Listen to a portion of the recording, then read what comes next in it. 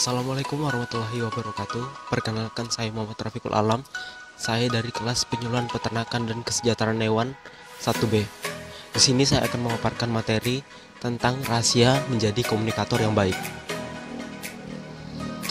Pendahuluan. Komunikasi adalah bentuk nyata dari kepemimpinan. Kamu tidak akan bisa menjadi pemimpin yang baik jika tidak bisa berkomunikasi dengan baik juga.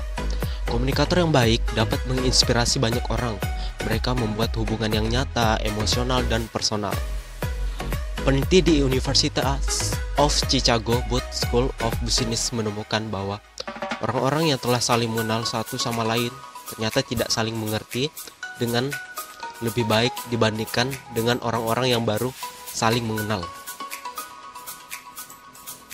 Berikut ini strategi yang akan membantu teman-teman mengatasi bias komunikasi yang cenderung untuk menahan kamu berkomunikasi dengan baik.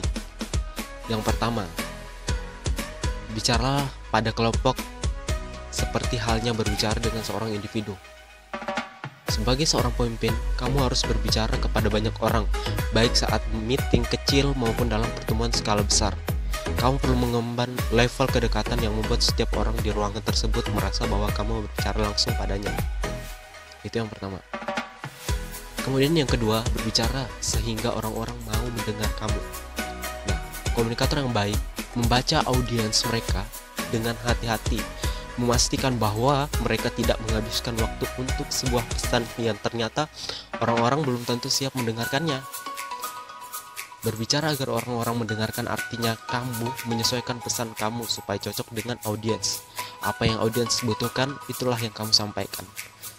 Nah, jika kata-kata kamu membuat orang menanyakan hal-hal yang bagus, berarti kamu berada di jalur yang benar. Artinya orang-orang benar paham, dan saking ingin pahamnya mereka mengajukan pertanyaan yang mungkin hal tersebut belum mereka pahami, kemudian ditanyakan kepada kamu sebagai seorang komunikator.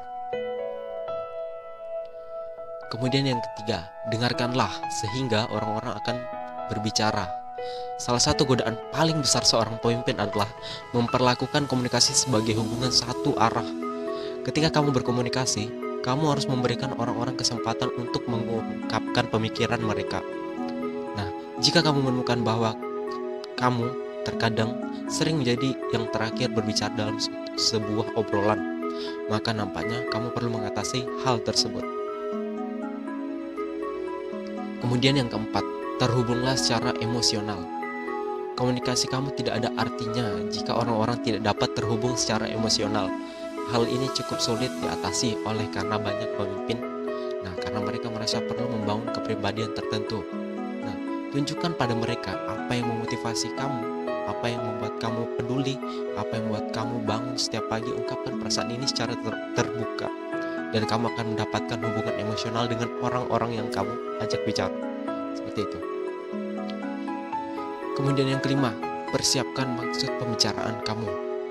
Dibutuhkan sebuah persiapan tentang apa saja yang ingin kamu katakan dan apa yang dibutuhkan agar pembicaraan tersebut memiliki efek yang diinginkan.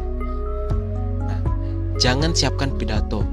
Kembangkan sebuah pengertian tentang apa yang harus difokuskan pada suatu pembicaraan seharusnya dan bagaimana kamu dapat mencapai hal itu.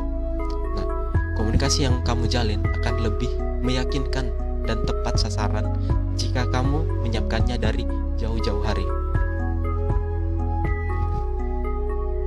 Kemudian yang keenam, latihan mendengarkan secara aktif. Di bawah ini cara-cara berlatih mendengar secara aktif. Di sini saya masukkan 7 poin. Yang pertama, habiskan waktu lebih untuk mendengarkan ketimbang berbicara. Agar apa? Audiens juga memiliki waktu untuk mengeluarkan aspirasinya. Kemudian yang kedua, jangan menjawab pertanyaan dengan pertanyaan. Artinya pertanyaan yang telah masukkan, jangan menambah poin untuk timbul pertanyaan baru yang tentunya tidak terdengar bahwa kita siap menjawab pertanyaan dari audiens kita sendiri. Kemudian yang ketiga, hindari menyelesaikan kalimat orang lain. Hindari menyelesaikan kalimat orang lain. Jadi pada saat audiens masih berbicara, kita cukup tenang diam mendengarkan audiens bicara sampai dengan pertanyaan yang mereka tuturkan ataupun aspirasi pendapat mereka selesai. Kemudian yang keempat, fokus lebih pada orang lain ketimbang diri kamu sendiri.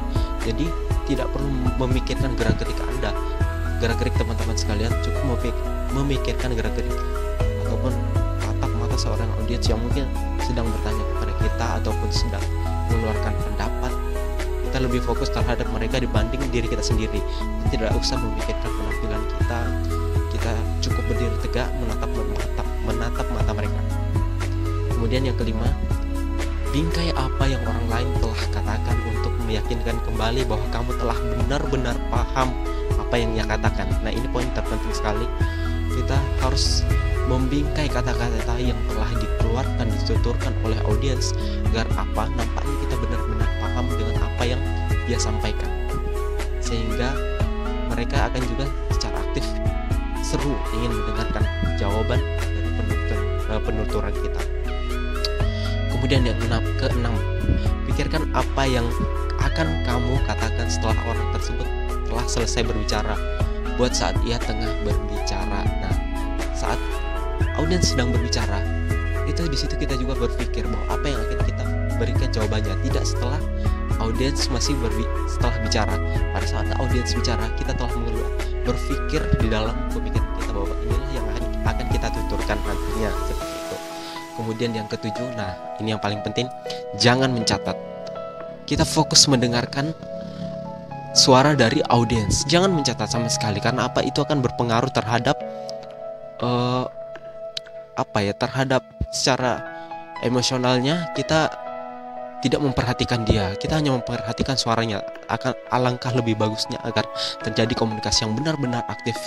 Kita mendengarkan hanya melalui telinga, kita pahami apa yang mereka bicarakan, tanyakan, ataupun pendapat mereka, seperti itu. Nah, itulah tadi 7 dari cara-cara untuk berlatih kita sebagai komunikator untuk mendengar secara aktif dari audiens kita. Selanjutnya yang terakhir ada kesimpulan. Nah, yang pertama, agar efektif mempraktekkan kesimpulannya, mempraktekkan strategi ini, jangan melakukan lebih banyak dari yang kamu mampu lakukan. Jika kamu mengambil lebih dari yang kamu bisa tangani, tidak akan ada banyak kemajuan yang terjadi karena konsentrasi kamu terpecah. Sekali kamu telah efektif di salah satu strategi, baru kamu bisa melangkah mempelajari strategi yang selanjutnya atau yang lainnya, seperti itu. Kemudian yang kedua, komunikasi adalah elemen yang sangat dinamis dalam kepemimpinan yang terjadi setiap hari.